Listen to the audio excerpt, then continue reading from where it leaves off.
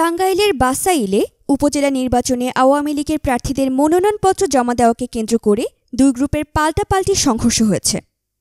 আজ সকালে আওয়ামী লীগ প্রার্থী উপজেলা আওয়ামী লীগের সাধারণ সম্পাদক হাজী মতিয়ার রহমান গাউস এবং স্বতন্ত্র প্রার্থী উপজেলা আওয়ামী লীগের সভাপতি কাজী অলিদ মনোনয়নপত্র জমা দেওয়ার সময় একটি মিছিল বের করে।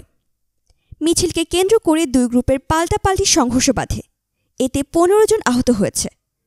আহতদের বাসাইল উপজেলা স্বাস্থ্য কমপ্লেক্স ও টাঙ্গাইল ২৫০ শয্যা বিশিষ্ট জেনারেল হাসপাতালে ভর্তি করা হয়েছে। এদিকে সংঘর্ষ বিশাল আকার ধারণ করে। উপজেলা আওয়ামী লীগের কার্যালয়ে প্রধানমন্ত্রী ও বঙ্গবন্ধুর ছবিসহ ফার্নিচার ভাঙচুর করা হয় বলে অভিযোগ করেছে উপজেলা আওয়ামী লীগের সাধারণ সম্পাদক। অপরদিকে ওবায়দুল কাদেরকে দেখতে যাওয়ায় বিএনপি নেতাদের ধন্যবাদ তথ্যমন্ত্রীর।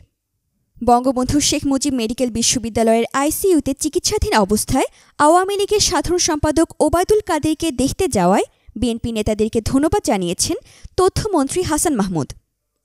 আজ জাতীয় প্রেসক্লাবে পিআইবির মহাপরিচালক শাহ আলমগীরের স্মরণসভা শেষে সাংবাদিকদের এ কথা জানান তিনি।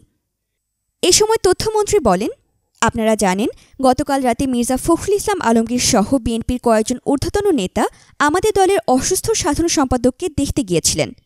এই সৌজন্যতা ও সহমর্মিতার জন্য তাদেরকে ধন্যবাদ জানাই। আসলে এমনই হওয়া উচিত। আমরা ভিন্ন দল করলেও একে অপরের প্রতি সৌজন্যবোধ থাকা প্রয়োজন। কিন্তু আজকে বিএনপির সিনিয়র নেতারা যে সৌজন্যতা দেখিয়েছেন, দুঃখজনক হলেও সত্যি, সেই সৌজন্যতা তাদের নেত্রী বেগম খালেদা জিয়া দেখাতে ব্যর্থ হয়েছেন। তিনি বলেন, বেগম খালেদা জিয়ার পুত্র আরাফাত রহমান কোকোর মৃত্যুর পর মাননীয় প্রধানমন্ত্রী শেখ হাসিনা খালেদা জিয়ার বাড়ির সামনে ১০ মিনিট দাঁড়িয়েছিলেন, কিন্তু তিনি দরজা খুলেন নাই। হাসান মাহমুদ বলেন, কিন্তু আজ বিএনপি নেতারা যে সহমর্মিতা দেখিয়েছেন তার জন্য তাদেরকে ধন্যবাদ জানাই। আমি আশা করব আমাদের রাজনীতিতে এই সৌজন্যতা ও সহমর্মিতা অব্যাহত থাকবে। এতক্ষণ ফ্রিকি নিউজের সঙ্গে থাকার জন্য ধন্যবাদ। দেশ বিদেশের সব খবরের আপডেট সবার আগে পেতে ফ্রিকি নিউজ চ্যানেলটি সাবস্ক্রাইব করে আমাদের সাথেই থাকুন।